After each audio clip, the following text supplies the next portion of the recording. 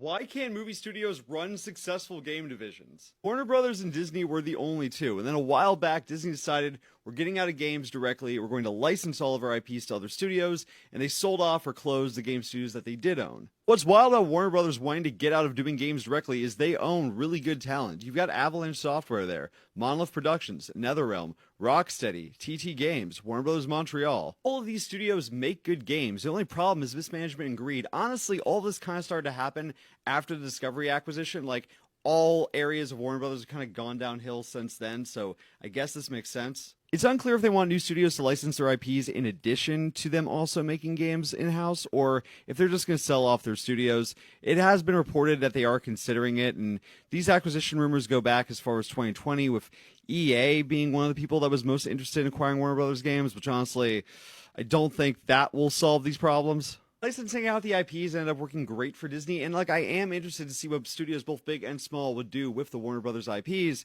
I just don't think this was super necessary. Like, there was a different timeline where we're getting great Warner Brothers games, and they don't feel like they need to do this. If they do sell off their game division entirely, then I guess the only two movie studios I can think of still in video games on the indie front would be Annapurna, which I don't even know if they make movies anymore. I think they might just be making games.